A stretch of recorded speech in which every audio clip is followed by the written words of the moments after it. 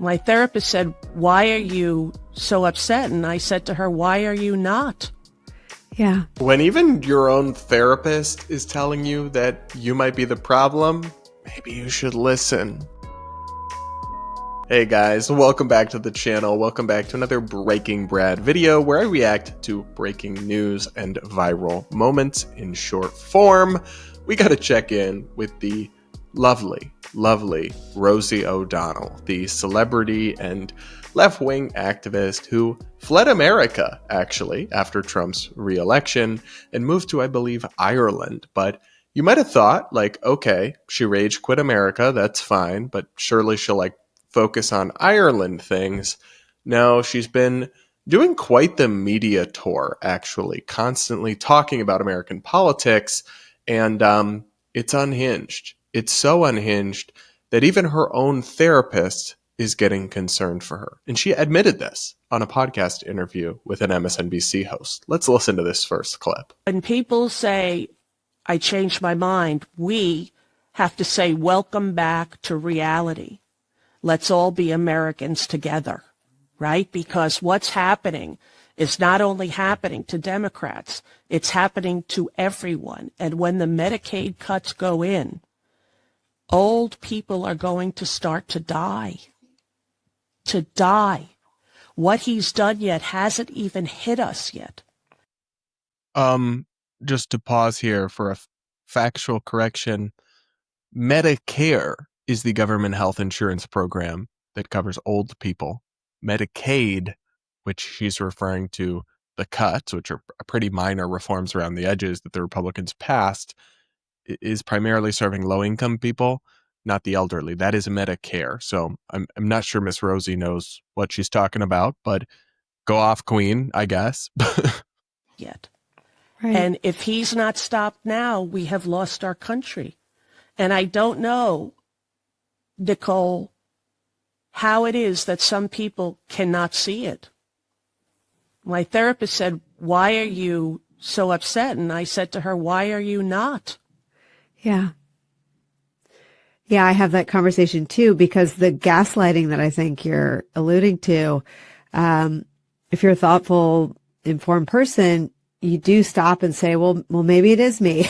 Well, maybe it is you if you're so consumed by Trump derangement syndrome. And I say this as somebody who's never voted for Trump, never supported Trump, has lots of criticisms of him.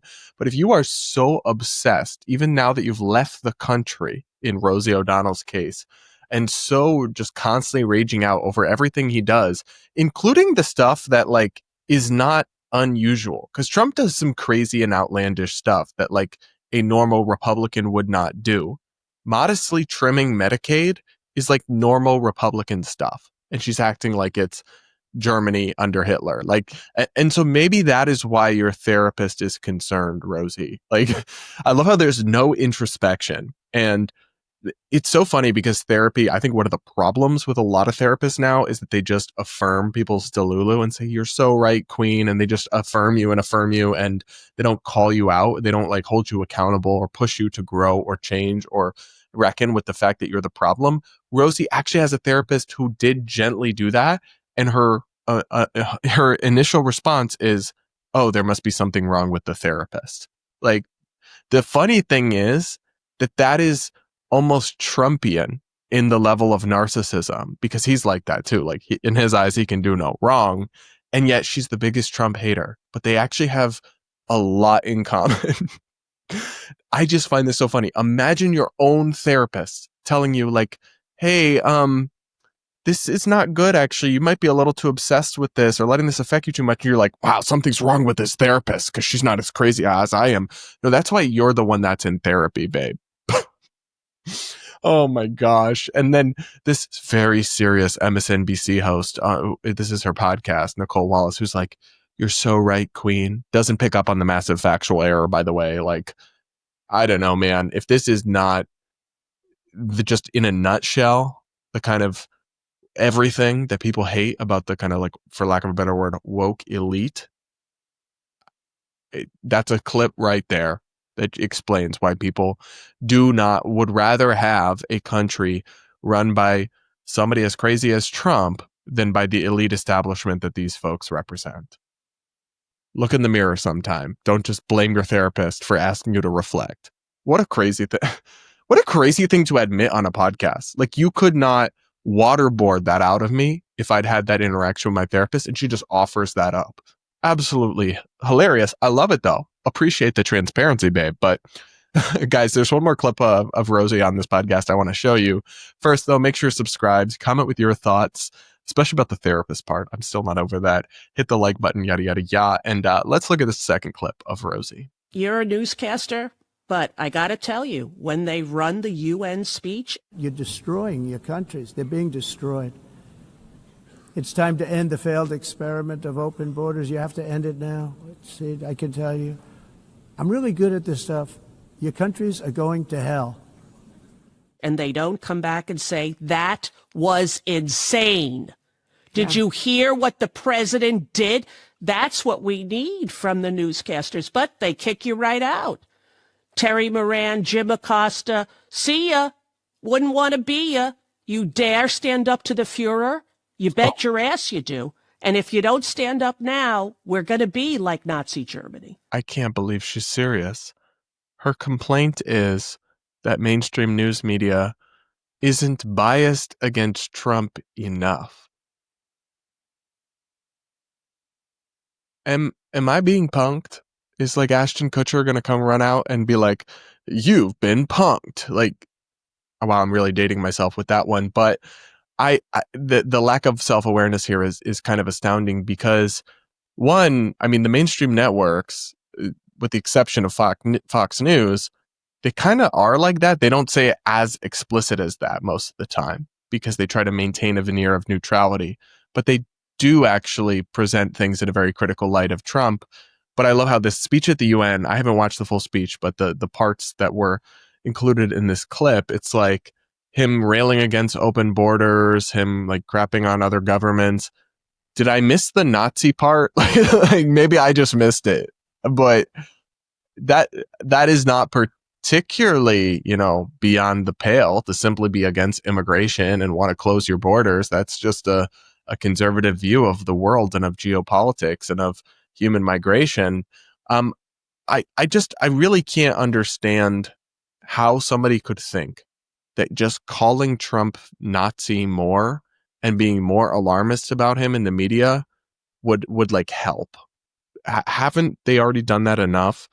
That's actually the problem, is that they watered down their warnings by constantly crying wolf, right? Everything he did was an attack on democracy. So when he actually attacked democracy, people were not as shocked or really bothered by the warnings. When he actually does crazy stuff, people don't really get that concerned by it because they've seen so many pretty normal things labeled as crazy stuff. So the idea that what Americans would just wake up if newscasters were more openly biased and more alarmist in their anti-Trump rhetoric, like, is just the opposite of how history has played out, of how politics has worked, because it has very much been the opposite. Castigating Trump, banning him from all the platforms, calling him every name in the book, got him reelected. Using the criminal justice system to persecute him, including in some BS cases and some where I think he may have actually done the crime, that only made him more popular with people. And yet she thinks, oh, they just needed to go harder. Genuinely. I guess maybe was she like funny once? Was she in movies or something? I know she was on The View. I've never even known anything good that she did, but maybe it exists. But why anyone would take Rosie O'Donnell's political analysis seriously at all is genuinely beyond me, because you couldn't get a more wrong and ignorant perspective if you tried. She has no qualifications of any kind to speak about any of this other than a personal feud with Trump, which, if anything, is just biased, not like illuminating in any way. And every time she's given a microphone, she somehow manages to say something insane and humiliating, actually. So you know what? Scratch that, actually. Please keep having her on your podcast, because it gives us content to laugh at, I guess. I don't know. You guys, let me know what you think. I'm still not over the therapist thing. Imagine admitting your own therapist thinks you're crazy. Unsolicited. No one asked. Anyway, guys, let me know what you think in the comments below. Make sure you're subscribed if you aren't yet. Hit the like button, yada, yada, yada. And remember, if you're interested, you could check out my long form podcast where I cover internet and social media madness from an independent perspective. That is Brad versus Everyone on all podcast platforms, linked in the description. And with that, guys, we'll talk again real soon.